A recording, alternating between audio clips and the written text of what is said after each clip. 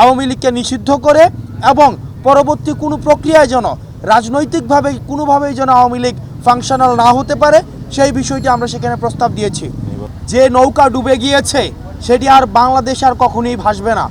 আওয়ামী লীগ এটার chapter and, অর্থাৎ 5ই August ছাত্র নাগরিক সিদ্ধান্ত দিয়ে দিয়েছে যে আওয়ামী লীগ বাংলাদেশ পরবর্তী বাংলাদেশ একটি অপ্রাসঙ্গিক। এবং আমরা আজকে আমাদের প্রধান উপদেষ্টার সাথে সকল ফেসিবাদ বিরোধী যেই রাজনৈতিক যেই দলগুলো ছিল সবাই এসছে। আমরা সবার মতামতের ভিত্তিতে আমরা সবাই একটা জায়গায় একমতে পৌঁছেছি যে পরবর্তী বাংলাদেশে আওয়ামী লীগ একটি অপ্রাসঙ্গিক।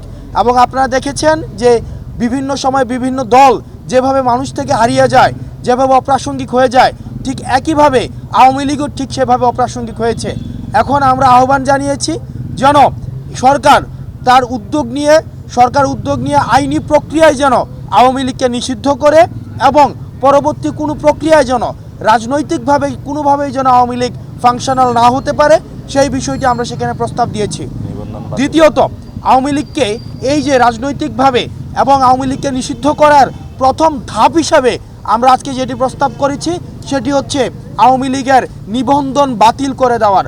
আওয়ামী লীগের নিবন্ধন বাতিল করার মধ্য দিয়ে আওয়ামী লীগকে পলিটিক্যালি ডিসফাংশনাল করা, যেটি আমরা 5ই আগস্ট ছাত্র নাগরিক যেটির জনরায়ের মধ্য দিয়ে সিদ্ধান্ত দিয়েছে সেটির হবে ইনস্টিটিউশনাল রায়। এবং আজকে আমরা এই বিষয়টিতে আমরা মোটা দাগে সকল রাজনৈতিক দলকে আমরা ঐক্যমত্যের জায়গায় পেয়েছি। এবং আমরা আশাবাদী যে রাজনৈতিক যেই শুদ্ধাচার বা সদাচারের যে সংস্কৃতিটি শুরু হয়েছে আমাদের 24 পরবর্তী বাংলাদেশে সেটি অব্যাহত থাকবে।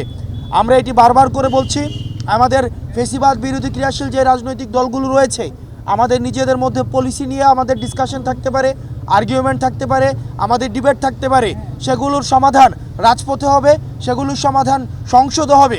কিন্তু আওয়ামী লীগ যে ধরনের ফেসিবাদী যেই ধরনের রাষ্ট্র কাঠামো তৈরি করেছে, যেই ধরনের রাজনৈতিক দলগুলোর মধ্যে যে ধরনের অপশাসনের যেই চর্চা অব্যাহত রেখেছিল সেটিকে আমরা আর বাংলাদেশে ফেরত আনতে চাইনি।